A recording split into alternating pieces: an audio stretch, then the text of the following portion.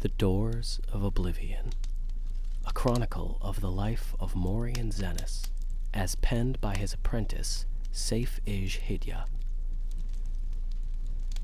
When thou enterest into oblivion, oblivion entereth into thee. Nigh Tyrol Yar. The greatest mage who ever lived was my master, Morian Zenis. You have heard of him as the author of the book On Oblivion, the standard text for all matters Daedric. Despite many entreaties over the years, he refused to update his classic book with his new discoveries and theories because he found that the more one delves into these realms, the less certain one is.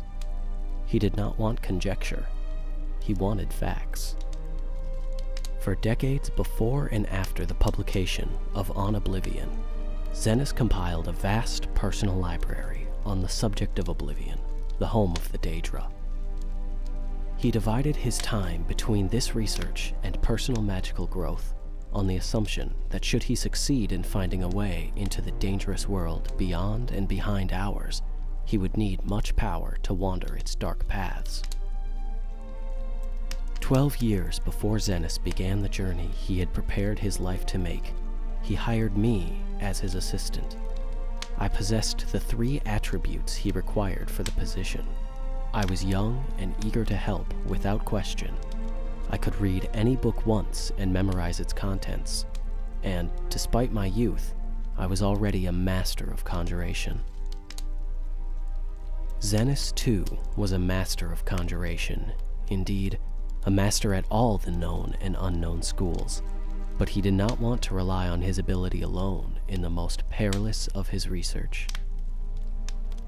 In an underground vault, he summoned Daedra to interview them on their native land, and for that, he needed another conjurer to make certain they came, were bound, and were sent away again without incident. I will never forget that vault. Not for its look, which was plain and unadorned, but for what you couldn't see. There were scents that lingered long after the summoned creatures had left. Flowers and sulfur, sex and decay, power and madness. They haunt me still to this very day. Conjuration, for the layman unacquainted with its workings, connects the caster's mind with that of the summoned. It is a tenuous link, meant only to lure, hold, and dismiss. But in the hands of a master, it can be much stronger. The Psijics and the Dwemer can, in the Dwemer's case, perhaps I should say could, connect with the minds of others and converse miles apart, a skill that is sometimes called telepathy. Over the course of my employment, Zenis and I developed such a link between one another. It was accidental, a result of 2 powerful conjurers working closely together, but we decided that it would be invaluable should he succeed in traveling to Oblivion. Since the denizens of that land could be touched even by the skill of an amateur conjurer, it was possible we could continue to communicate while he was there, so I could record his discoveries. The doors to Oblivion, to use Morian Zenis's phrase, are not easily found, and we exhausted many possibilities before we found one where we held the key.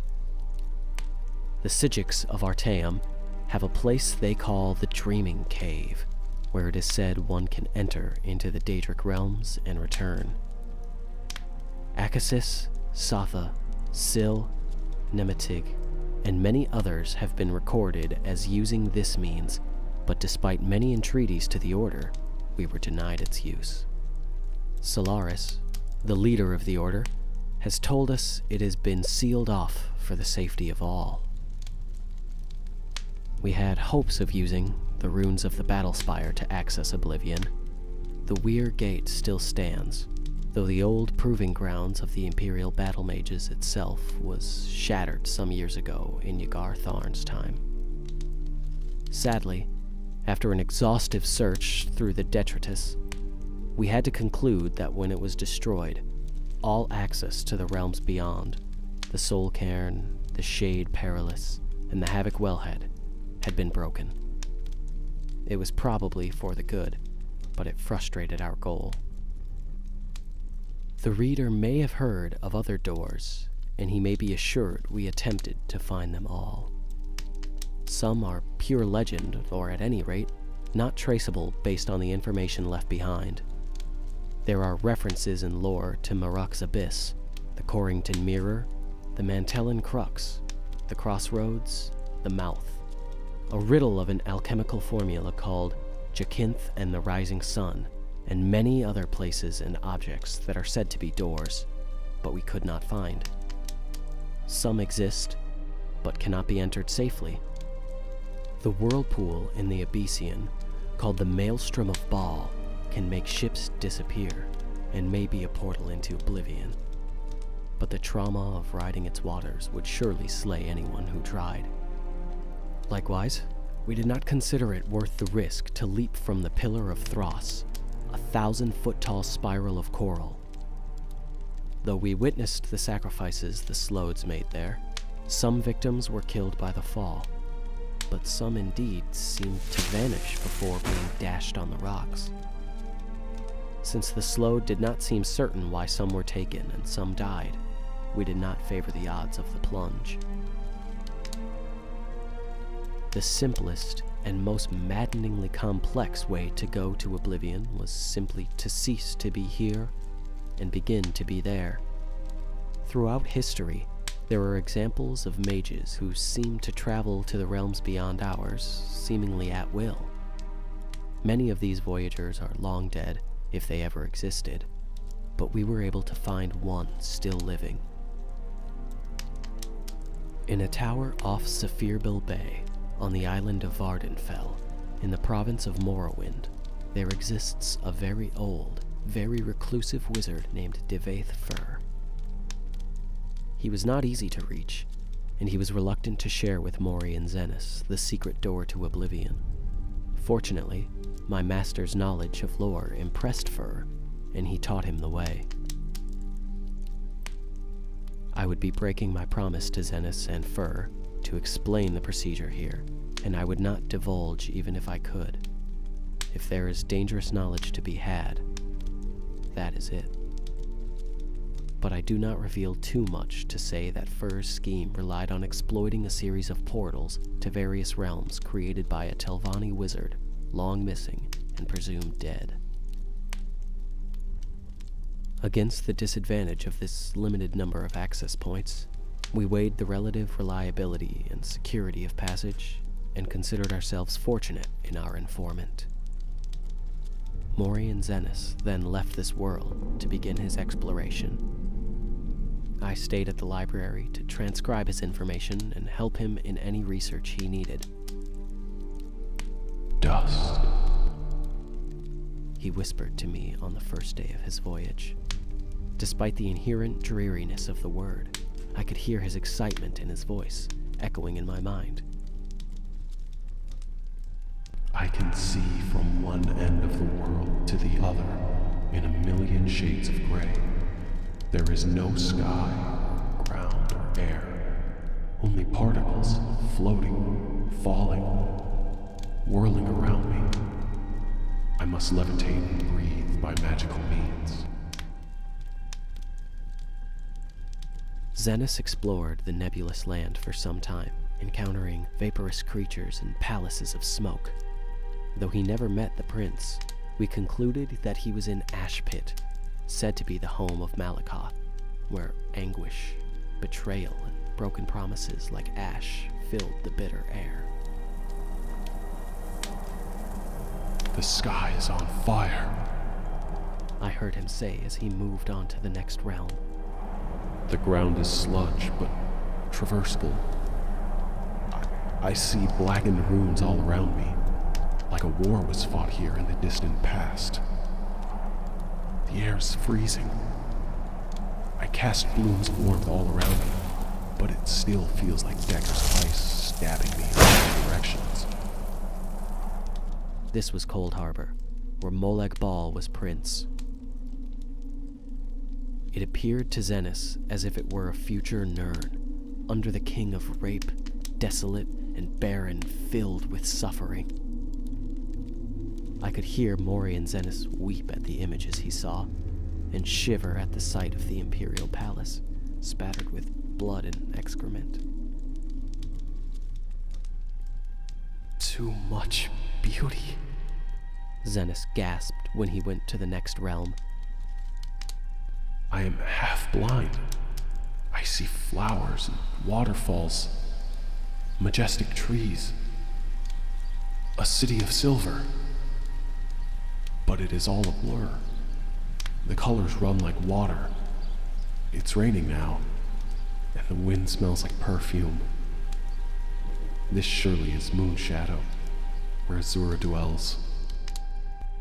Zennis was right, and astonishingly, he even had an audience with the Queen of Dusk and Dawn in her Rose Palace. She listened to his tale with a smile, and told him of the coming of the Nerevarine. My master found Moonshadow so lovely, he wished to stay there, half-blind, forever.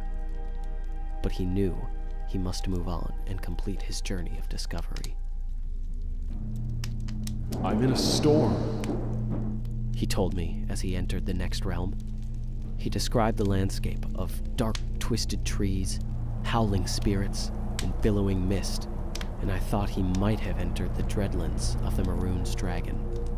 But then he said quickly, No, I'm no longer in forest. There was a flash of lightning. Now I'm on a ship. The mast is tattered. The crew is slaughtered.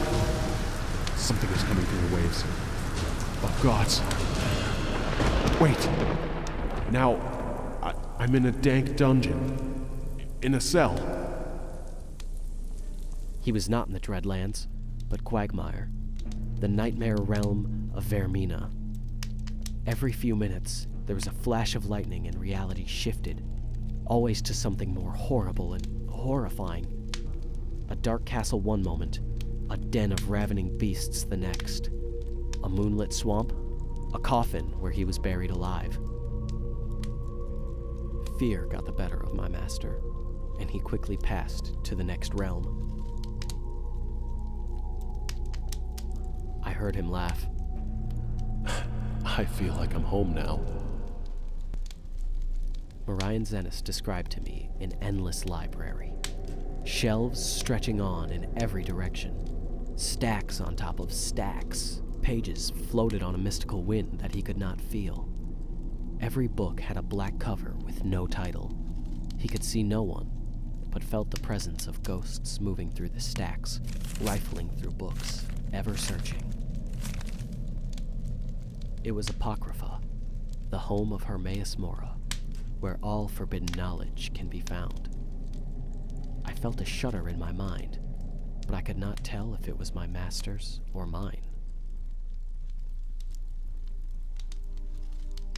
Morian Zennis never traveled to another realm that I know of. Throughout his visits to the first 4 realms, my master spoke to me constantly. Upon entering the Apocrypha, he became quieter as he was lured into the world of research and study, the passions that had controlled his heart while on Nirn. I would frantically try to call to him, but he closed his mind to me. Then he would whisper, This cannot be. No one would have ever guessed the truth. I must learn more. I see the world, a last illusion shimmer. It is crumbling all around us. I would cry back to him, begging him to tell me what was happening, what he was seeing and what he was learning. I even tried using conjuration to summon him as if he were a Daedra himself, but he refused to leave.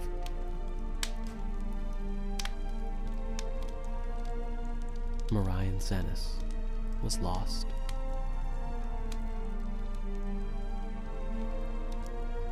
I last received a whisper from him 6 months ago. Before then, it had been 5 years, and 3 before that. His thoughts are no longer intelligible in any language. Perhaps he is still in Apocrypha, lost but happy, in a trap he refuses to escape. Perhaps he's slipped between the stacks and passed into the madhouse of Sheogorath, losing his sanity forever. I would save him if I could.